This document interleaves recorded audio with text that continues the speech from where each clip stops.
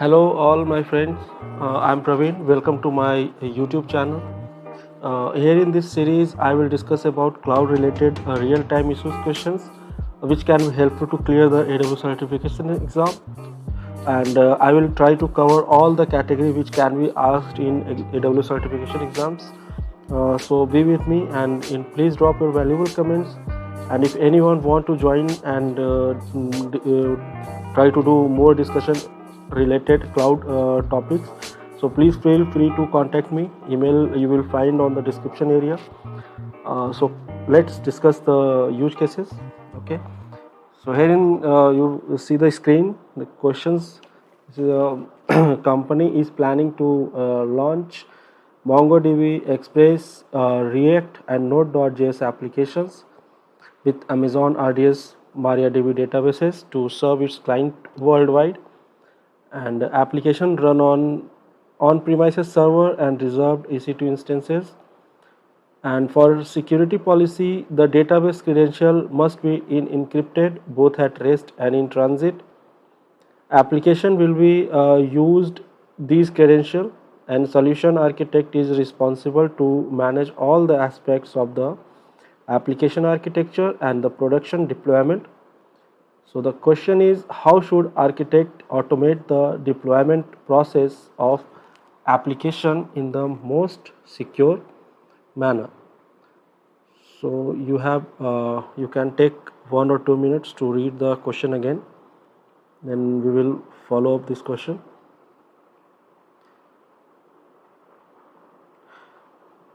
Okay, so first of all, we will see what is AWS System Manager Parameter Stores. It provides secure hierarchical storage for configuration data management and secrets management. You can store data such as password, database strings, and license codes as parameter values. And you can store value as plain text or encrypted data. You can then reference value by using the unique name that you specified when you created the parameter. It is highly scalable, available, and durable. Parameter stores is backed by the AWS cloud.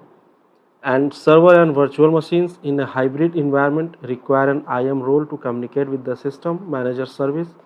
The role grants a assume role trust to the system manager service. We only need to create the service role for a hybrid environment, once for each AWS account.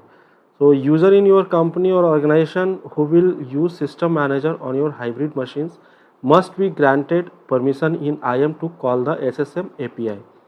Okay, so what is service role? Service role is an AWS identity access management that grants permission to an AWS service so that the service can access AWS resources. So only a few systems managers scenario require a service role. When you can create a service role for a system manager, you choose the permission to grant in order for it to access or interact with the other AWS resources. And next coming up, service linked role. What is service linked role? A service linked role is a predefined by system manager and includes all the permissions that services require to call other AWS services on your behalf. If you plan to use system manager to manage all on-premises server and virtual machines in what is called a hybrid environment, you must create an IAM role for those resources to communicate with the system manager service.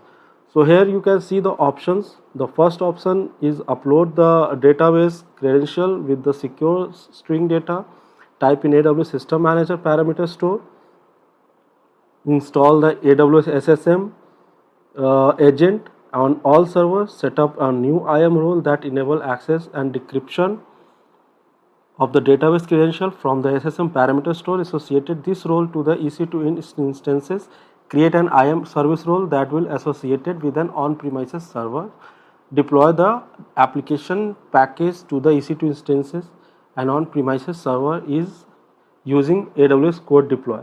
So this is the correct answer. The first option is the correct answer.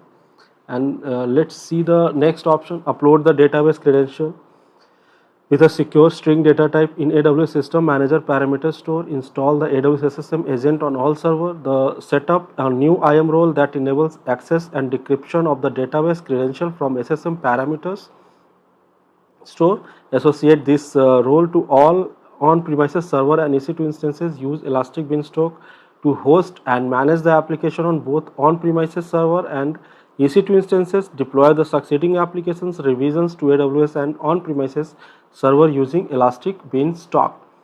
So this option is incorrect. You cannot deploy an application on your on-premises server using Elastic Beanstalk. This is only applicable to your Amazon EC2 instances. Okay, so the last option is also incorrect.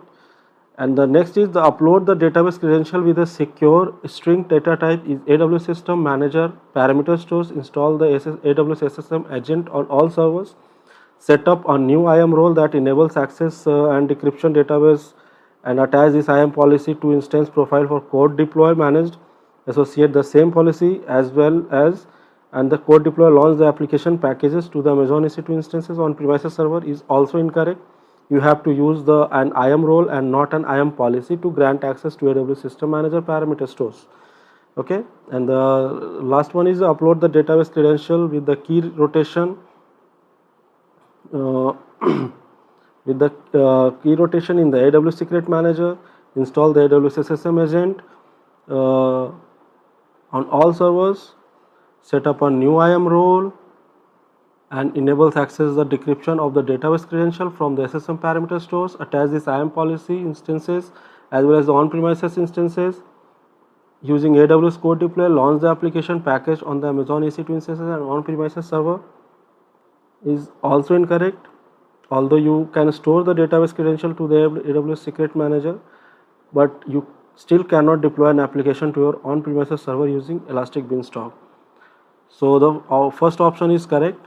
So just review the question and we will continue with the next use cases questions.